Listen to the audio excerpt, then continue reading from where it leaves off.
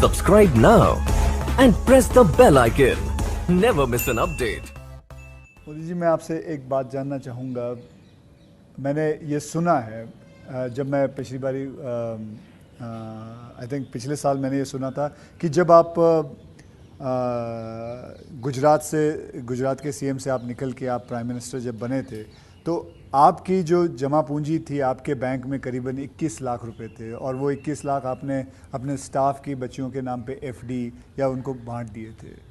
तो आज मैं जानना चाहूँगा, आप नहीं भी जवाब दे सकते हैं, आज आपका बैंक बैलेंस कितना है? एक तो ये आधी अधूरी बात है। अच्छा। आधी अधूरी इसलिए है कि जब मैं गुजरात से सीएम के रूप में निकला, वैसे मेरा कोई बैंक अकाउंट नहीं था। सीएम बनने के बाद एमएलए बना तो मेरा तनख्वाह आना शुरू हो गया। आपकी बैंक अकाउंट नहीं? उसके पहले नहीं था कुछ। अच्छा, हाँ, एक बचपन में निकाला था, तो वो भी एक बड़ी लंबी कथा है। मेरी स्कूल में वहाँ मेरे गांव में एक देना बैंक का ब्रांच खुला, तो स्कूल के अंदर वो देना बैंक के लोग आए थे। उन्होंने सब बच्चों को एक गुल्लड़ देते, कुल्लड़ बोलते, गुल्लक दिया, और बच्चों को कहा भाई इसमें आपको पैसे डालना है और हर महीने बैंक में जमा कराना, आपके नाम से पैसा जमा होगा। तो हमने भी बैंक अकाउंट उसमें खुलवा दिया। अब हमारे गुल्लक में तो कुछ आया ही नहीं। अच्छा। आने वाला कुछ था ही नहीं, तो क्या आएगा? तो हम तो कभी पैसा जमा नहीं कराया। अब गांव छोड़ के चले गए हम। बैंक में हमारा अकाउंट बना रहा, तो उनको हर साल वो कैरी फॉरवर्ड करना पड़ता था, लिखापट्टी करनी पड़ती थी। तो वो मुझे ढूंढते रहते थे कि इसका बैंक अकाउंट बंद करना है, इसको बुलाए कहाँ से।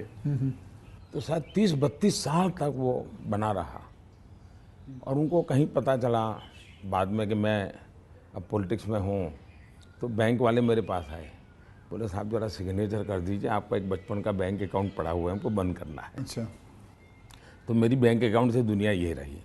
लेकिन जब मैं सीएम बना, एमएलए बना, तो फिर जो वेतन मिलता है वो आना शुरू हो गया, तब बैंक अकाउंट खुल गया। मैंने तो कभी वो देखा नहीं है, मेरा स्टाफ देखता था। जब मैं निकला वहाँ से, तो मैंने हमारे अफसरों को बुलाया। मैंने कहा भाई ये मेरा तो है नहीं, मैं ले जाके क्या करूँगा, मुझे तो कोई उपयोग है नहीं, तो मैं ये दे देना चाहता हूँ। तो उन्होंने कहा कि भाई ऐसा मत कीजिए। मैंने कहा भाई मैं करूँगा क्या इसे ले जाकर के। तो खैर अफसर लोग मेरी इज्जत करते थे, तो ज़्यादा बहस नहीं की, चले गए। शाम को एक सीनियर अफसर को लेकर के आए मिलने के लिए। फिर उन सब ने तीन लोग थे, ये समझाया, बोले देखो मोदी जी, ठीक है आपको ज़रूरत नहीं पड़े, लेकिन आपके ऊपर इतने कोर्ट केसेस चल रहे हैं गुजरात में, वकील भी इतने महंगे होंगे हैं, आपको कभी न कभी पैसों की ज़रूरत पड़ेगी। पद पर तो कब रहोगे, कितना रहोगे आप? और बाद में बोले कोई नहीं देगा आपको। तो हमारी प्रार्थना है कि तो ऐसा मत कीजिए। तो मैंने कहा क्या करूं? बोले ठीक है आपकी इच्छा है तो कुछ हिस्सा दीजिए। तो उसमें से मैंने फिर 21 लाख रुपया दिया। अच्छा, उसमें से? हाँ, ओके। मेरे अपने जेब से दे दिया। और मैंने कहा कि ये जो हमारा सेक्रेटरीट है, उसमें जो ड्राइवर है, हाँ, प्यून है, उनकी खास करके बच्चियाँ, उनको ये शिक्षा दीक्षा के लिए खर्च करना। अभी वो फाउंडेशन शायद बनाया हुआ है गुजरात सरकार ने, और उसमें से वो मदद कर भी रहे हैं। फिर वहाँ मुझे एक सरकार की तरफ से एमएलए को एक प्लॉट मिलता है।